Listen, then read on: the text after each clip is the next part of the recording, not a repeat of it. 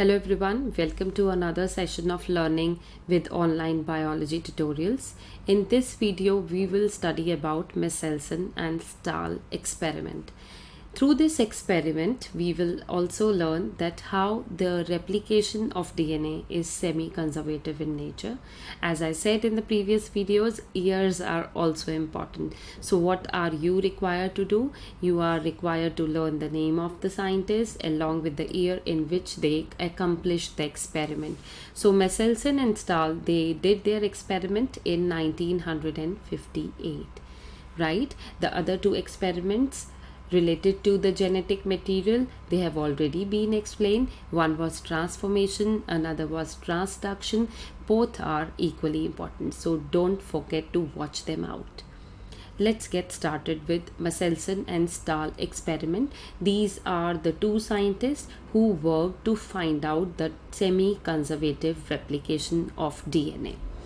Now for their experimental work, they used the salt which was ammonium chloride. So you need to learn this as well, because for 1 marker question they may ask you Michelson and Stahl, they used which salt. So in their experiment they use a heavy isotope of nitrogen that can also be known as heavy nitrogen, and it was written as N15. The normal nitrogen is N14. You must be knowing this.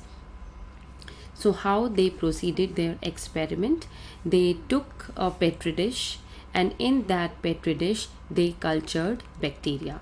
Now whenever we are artificially growing bacteria, whenever we are doing the culture of bacteria, we need to give them nutrients, because they also require food like us, and we are giving every nutrient to them in the culture.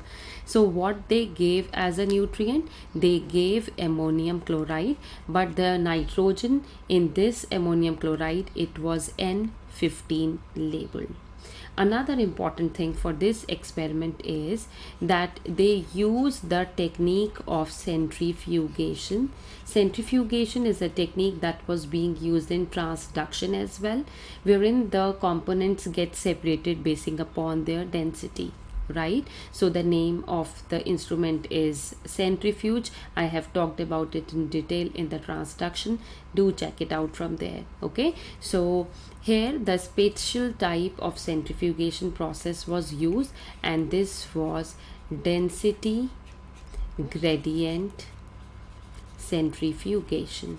Name is again important. They may ask you what type of centrifugation was used by Michelson and Stahl.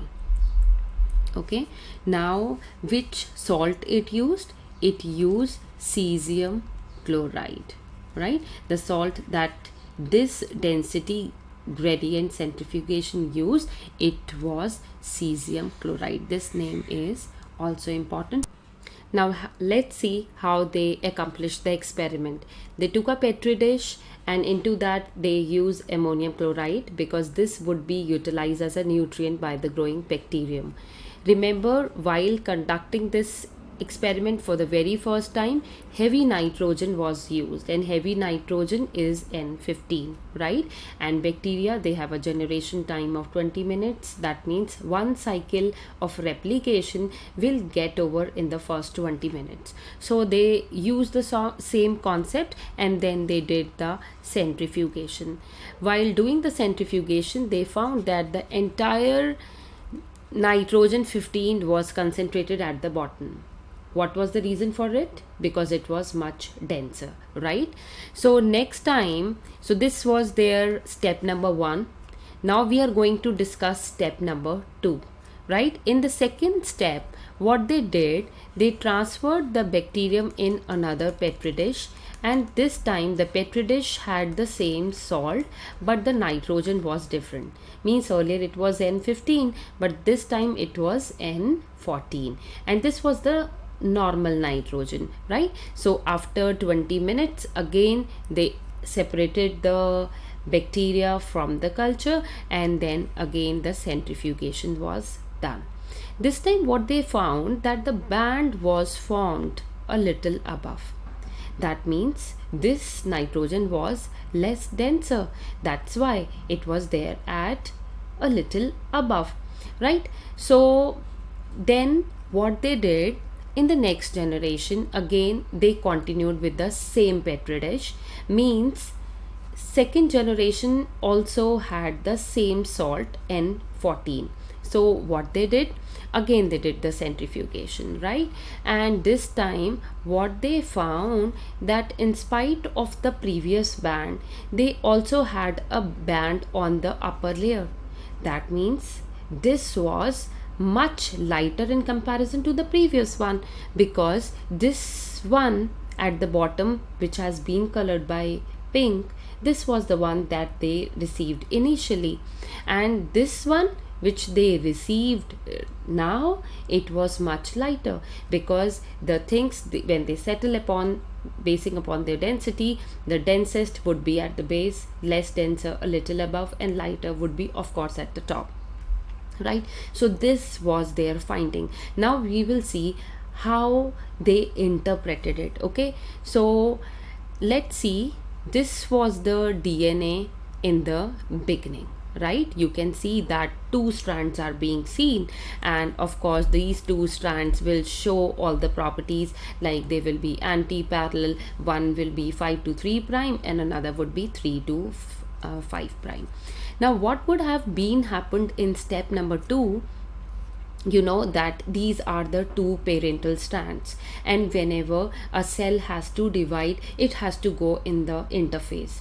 This we have studied in grade 11 in the cell cycle chapter, that whenever DNA it has to divide, what has to happen? First replication has to happen, and replication always happens in the S phase of the interphase, right? So in the second step they said that hybrid DNA must be there. These red strands means the one that were labeled with N15. Okay, they got separated and new strands were formed. So one acted as a template, the red one, and another was the newly synthesized daughter strand, right? So this type of replication here, you can see that it is semi-conservative in nature, because parent had two strands. One of the strand is there in the daughter cell. Daughter cell means the newly formed cell. So you can see here that one strand is parental in nature and this one is new. That means one strand has been preserved. So that is why we are calling it semi-conservative mode of replication. Now what happened here in this generation, right? These are the generations, because they separated bacterium after every generation time, of 20 minutes, right? So in the next generation, why? So they interpreted that this band was a little lighter because it had nitrogen 14 and nitrogen 15 both as well. So these strands, they serve as the explanation for getting these bands, right? Now when in the next generation replication would have been proceeded, then it would have been the case. See, this strand will come here and this strand will be separated, right? And these strands will be forming their respective another strand, right? Now these strands will also serve as the template, and again new strands, they will be synthesized. And similarly this strand will also be serving as the template and another strand would be synthesized, right? So you can see here that the percentage of nitrogen 14 is increasing, right? The percentage of nitrogen 14 is increasing, and this is the hybrid DNA, right? Nitrogen 14 and nitrogen 15. So if we see the same in the cesium chloride density gradient, then this band here that was received initially, it exhibited N14 and N15, both the strands were there. But here these two strands in the middle, right, they are actually these one which are labeled as red. So if they would have proceeded the experiment, then what would have been the case? The percentage of these will decline because they are not growing the bacteria anymore in N15 now. They are just providing ammonium chloride, and in that ammonium chloride N14 is there. So let's draw one more generation. So after this, if they would have grown the next generation, it would have been like this, right? So these strands will remain like this, and obviously these are the templates. Along with them, another strand will also be synthesized. Their strands would be like this, because with a red strand, black strands are there. So these are those black strands that are occurring as the templates, and of course they would be synthesizing the another strand.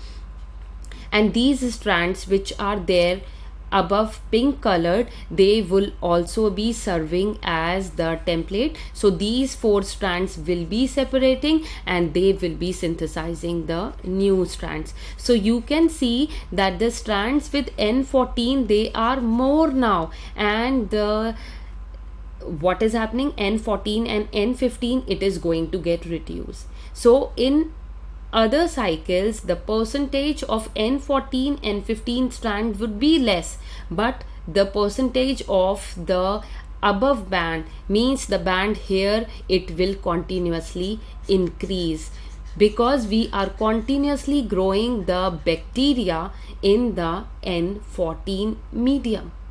Okay, so semi-conservative replication is one, wherein the one strand of DNA is remaining intact. So let's see once again. Suppose there are 2 strands, right, in the parent, and these 2 strands are labeled as blue, right? Whenever replication will happen, they will be separated. So they would be serving as template for the dotted strands, and new strands will be synthesized, right?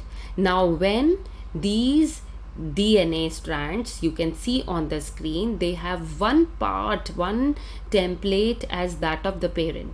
So DNA is replicated, that's why we have used the suffix replication. Semi-conservative, because one of the strand, it is there as that of the parent. So whenever DNA replication has to happen, one previous strand would be there in the dotted cell. This is the main theme. So Michelson and Stahl experiment is very important. Initial 2 generations, you must need to know how to write them and how to draw the band. Okay, just be careful with this while explaining. I hope it would be good if you can go through the video again, because it will help in memorizing the concepts to a greater extent. Thank you for now. Stay tuned for more videos.